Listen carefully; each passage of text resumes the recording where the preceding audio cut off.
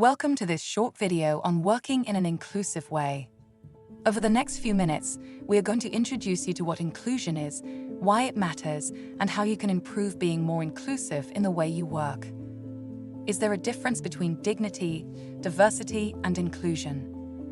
Many of us use the words dignity, diversity, and inclusion interchangeably. If you look dignity up in the Oxford English Dictionary, it states, the state of being worthy of respect, a calm or serious manner, a sense of pride in oneself. In other words, dignity means respect and treating people as you would want them to treat you. If you look up diversity in the Oxford English Dictionary, you'd find it states, a range of many people or things that are very different from each other. Everyone is unique and different in some way, and diversity is about recognizing and valuing these differences.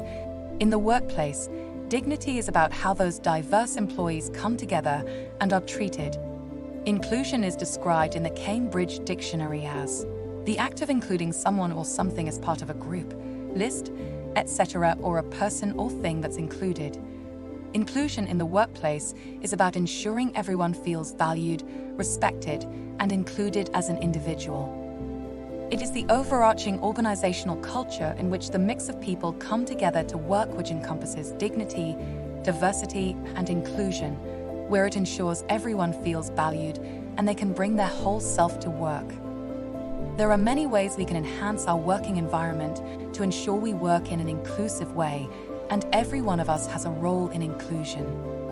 As individuals from a variety of different cultures and backgrounds, we can teach each other new ways to connect, educate, and learn to give us a balance of perspectives and ideas. It is not always easy to know the right things to do or say. However, by thinking about how we express our own values and inclusive behaviors, we can help others show their inclusive selves in the workplace. Be our authentic self. When working with our teams, we can be authentic, take time to speak, and get to know everyone in our team, share our own differences with them, and remember to treat everyone with respect. Speak up about inclusion. Always speak up in a healthy way, ensuring our decisions align with our values and beliefs, and do not be afraid to be the lone voice in the room if what is being discussed is not inclusive. Think about how we communicate. Be mindful of the words we use, as words that are not used correctly can be misinterpreted. For example, when opening a conversation with our team, avoid using gender-specific words like guys or ladies, especially in the presence of gender transitioning or gender-diverse individuals, as this could result in misgendering and cut off team members from the conversation. Be patient, always actively listen, and allow others to speak and express themselves. Respect the time of the person we're addressing. Give them our full attention by being sensitive and not interrupting and over-talking. Consider our approach. If you know someone finds it uncomfortable to discuss inclusion, then find a way that they can easily be included in the conversation, and always treat people and groups fairly based on their unique characteristics rather than on stereotypes. Respond from a place of personal experience.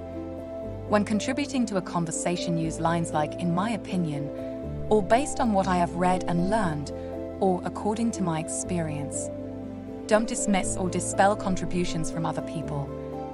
This is important, and regardless of whether we agree, it helps keep the conversation open to all. If we feel an opinion is so different from ours, then we can use the terms like, that's a different perspective, or I see your point of view, or I never thought of it that way. This again keeps the conversation inclusive. Pronouns. Use the correct pronouns. By doing this, we welcome everyone into the conversation, and we lead by example to the rest of our team.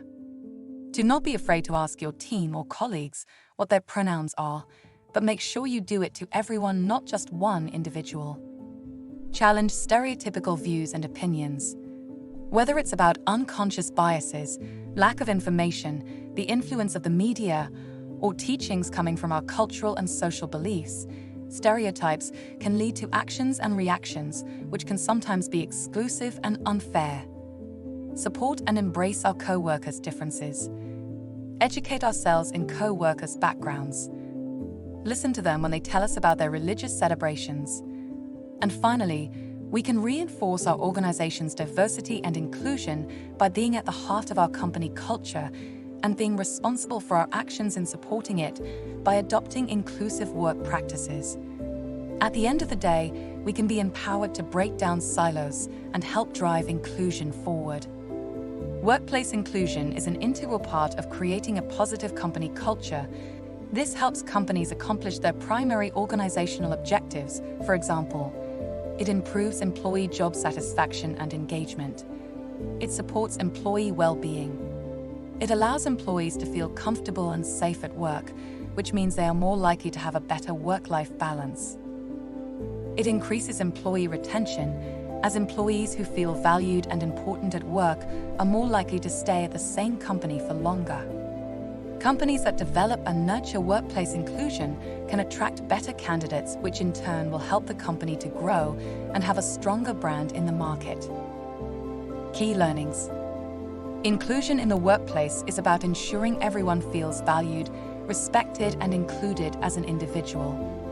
Employees can help others show their inclusive selves in the workplace by being authentic, speaking up about inclusion, thinking about how they communicate, using the correct pronouns, challenge stereotypical views or opinions, support and embrace our co-workers' differences. Workplace inclusion helps companies accomplish their primary organizational objectives by improving employee job satisfaction or engagement, supports employee well-being, and can increase employee retention. If you have any questions about this topic, please speak to your line manager or HR department. Thank you for watching.